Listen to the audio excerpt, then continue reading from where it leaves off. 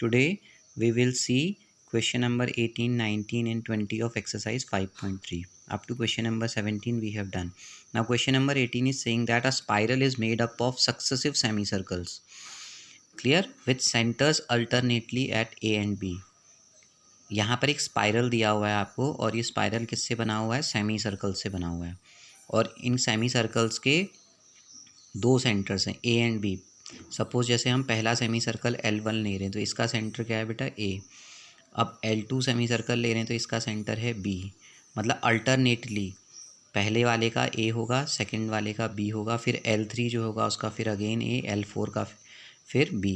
तो इस तरीके से ये स्पाइरल एक फॉर्म हो रहा है, और इनका जो रेडियस है वो दिया हुआ है 0. पहले वाले सेमी सर्कल का रेडियस है 0.5 सेंटीमीटर, सेकेंड का है 1 सेंटीमीटर, थर्ड का 1.5 सेंटीमीटर, फोर्थ का 2 सेंटीमीटर, इस तरीके से. So you have to find out the total length of such spiral made up of 13 consecutive semicircles. अगर ये स्पाइरल 13 सेमी सर्कल से बना होगा तो उसकी लेंथ क्या होगी? तो it means you have to use the formula for SN and you have to use the value pi is equal to 22/7. now you know this length. अगर हमें इसके सेमी सर्कल की लेंथ ढूंढनी है तो सेमी सर्कल का perimeter ढूंढना होगा. तो पेरीमीटर का फॉर्मूला क्या होता है सेमी सर्कल का? पाई आर, क्योंकि फुल सर्कल का क्या होता है? पाई 2πr. तो ये सेमी सर्कल है तो ये पाई आर हो जाएगा. 2 से डिवाइड कर देंगे 2πr को तो 2 कैंसिल हो जाएगा. Pi r will be the perimeter. तो we will find the value of P1 मतलब क्या है? पाई की रखा और रेडियस यहाँ रख दिया. तो 0.5 को हमने फ्रैक्शन में लिख दिया, इट बिकम्स π/2. सेकेंड सर्कल का पेरीमीटर आ गया पाई, क्योंकि इसका रेडियस है 1. थर्ड सर्कल का आ गया 3π/2. 1.5 को फ्रैक्शन में कन्वर्ट कर दिया 3/2. क्लियर? तो इस तरीके से हमें क्या मिल गया बेटा? P1, P2, P3 जो हैं these are the length of the semicircles. तो हमको एक सीरीज़ मिल गई है जिसका पहला टर्म है π/2, सेकेंड टर्म है pi 3π/2 like this. So first term is this, common difference is this. You will use the formula for sum of n terms of an AP. SN means we have to find the length of 13 such semicircle. तो यहाँ पर n क्या हो जाएगा? 13. तो we will put the value in this formula and we get the result as 143 centimetre. It means कि अगर 13 semicircles होंगे उस स्पाइरल में तो उनकी टोटल लेंथ क्या आएगी? 143 centimetre. Clear? Now moving to question number 19 question में आपको क्या दिया हुआ है बेटा? बुक में आप देखिएगा, you have given 200 logs of would. हमारे पास लकड़ी के 200 लॉग्स हैं, लट्ठे हैं, उनको हमने अरेंज करना है. वो अरेंज करे हुए हैं और इस तरीके से करे हुए हैं कि उसमें जो सबसे फर्स्ट नीचे की से स्टार्ट करेंगे तो फर्स्ट रो में कितने वुड्स हैं? 20. क्लियर? उसके बाद जो उससे ऊपर वाली रो है उसमें 19, फिर देन 18. इस तरीके से एक उसमें कम होता जा रहा है. ठीक है, वुड्स. तो इस क्वेश्चन में आपको ढूंढना क्या है कि ये जो 200 लॉग्स ऑफ वुड्स हैं ये कितने रो में अरेंज है. नंबर ऑफ रोज फाइंड करनी है इसमें, और जो सबसे फर्स्ट वाली रो आएगी उसमें कितने लॉग्स ऑफ वुड होंगे. दो चीज़ें आपको फाइंड करनी है. क्लियर? एक तो आपको ढूंढना है कि कितनी रो बनेंगी इसकी जिसमें हम 200 लॉग्स ऑफ वुड को अरेंज करेंगे इस तरीके से, और जो सबसे फर्स्ट रो आएगी उसमें कितने वुड्स रहेंगे, लॉग्स ऑफ वुड्स. तो हम देख रहे हैं कि हमारे पास ये AP के फॉर्म में आ जाएगी, क्योंकि सबसे लास्ट वाला जो रो है उसमें 20 है, उससे ऊपर वाली में 19 है, 18 है. फर्स्ट टर्म आपका 20 आ गया, कॉमन डिफरेंस -1 आ गया. Clear? So total of 200 would be placed in n रोज. हम मान लेते हैं कि हमें पता नहीं कि हमने माना कि उनको हम n रो में अरेंज कर सकते हैं. और SN इज इक्वल टू 200. क्यों? क्योंकि हमें पता है टोटल लॉग्स ऑफ वुड्स कितने हैं? 200. क्लियर? तो ये चीज़ हमें गिवन है.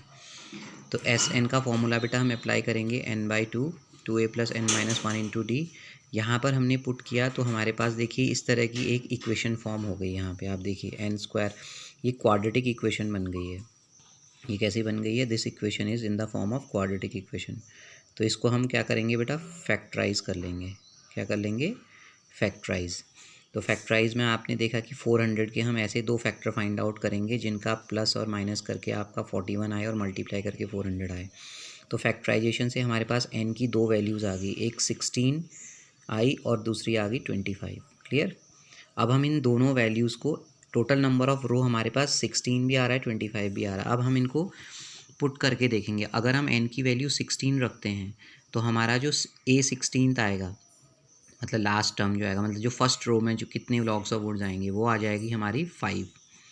बट अगर हम n की वैल्यू 25 पुट करते हैं तो A25 मतलब nth टर्म जो सबसे ऊपर वाली रो में कितनी लॉग्स ऑफ वुड्स होंगी, तो वो आ रही है माइनस में, तो माइनस वाली वैल्यू को हम डिस्कार्ड कर देंगे because it is not possible. Clear, क्योंकि लॉग्स ऑफ वुड्स माइनस में हो ही नहीं सकते हैं। तो हमारे पास जो ये वाली वैल्यू आई है n=16, this is the right answer. तो इस तरीके से हम देखेंगे कि 200 लॉग्स ऑफ वुड्स को हम कितनी रो में पुट कर सकते हैं, 16 रोज़ में, और सबसे टॉप रो में कितनी लॉग्स ऑफ वुड्स आएंगी बेटा, 5 आ जाएंगी। Clear. And now last question is question number 20। In a potato race, एक पोटैटो रेस हो रही है जिसमें कि एक बास्केट रखी हुई है स्टार्टिंग पॉइंट पे, और उसके बाद सबसे पहला पोटैटो 5 मीटर की दूरी पर है और बाकी के आगे के पोटैटोज़ जो हैं वो 3-3 मीटर की दूरी पर रखे हुए हैं। अब इसमें एक कॉम्पिटिटर है, एक लड़की है जिसको रन करना है, और उसको क्या करना है, सबसे पहले जा कर के फर्स्ट पोटैटो को उठाना है, फिर वापस दोबारा भागना है और उसको बास्केट में डालना है। फिर जो सेकंड पोटैटो रखा हुआ है उसको भाग करके उठाना है, फिर उसको बास्केट में जाना है। इस तरह से 10 पोटैटोज़ को एक रो में रखा गया। तो आपको पता करना है कि उस लड़की ने, उस कॉम्पिटिटर ने, उस एथलीट ने टोटल कितनी डिस्टेंस ट्रेवल करी उन 10 पोटैटोज़ को उठा करके और उस बास्केट में डालने में। तो total distance travel in first potato को ट्रेवल पिक करने में उसने कितनी ट्रेवल करी डिस्टेंस, 2 × 5। 2 × 5 इसलिए करा क्योंकि 5 मीटर की दूरी पर वो है, बट उसने एक बार तो उसको लेने गई, वो पिक करने गई स्टार्टिंग से, और फिर वापस उसको लेकर के आई, तो उसने 5 मीटर को 2 बार ट्रेवल किया, इसलिए उसकी डिस्टेंस हो जाएगी फर्स्ट पोटैटो को पिक करने की 10 मीटर। सिमिलरली सेकंड पोटैटोज़ के लिए उसने क्या करा कि 5 + 3, क्योंकि 5 तो फर्स्ट पोटैटो की डिस्टेंस थी, प्लस अगला पोटैटो 3 मीटर की दूरी पर है, तो ये 8 मीटर हो गया। 8 मीटर को उसने 2 बार ट्रेवल किया, तो इट इज़ 16 मीटर। तो like this we are getting a series which is in AP। ये देखिए, ये सीरीज़ हमें मिल रही है जो अर्थमेटिक प्रोग्रेशन में है, जिसका पहला टर्म है 10, कॉमन डिफरेंस है 6 और n है 10। n 10 क्या है, 10 पोटैटोज़ हैं। तो we will put the value of in sum to n terms of an AP, n/2 this, so we get 370 metre. इस तरीके से उसने टोटल डिस्टेंस कितनी ट्रेवल करी है, 370 मीटर। क्लियर बेटा। तो आज आप इस एक्सरसाइज को कंप्लीट करेंगे।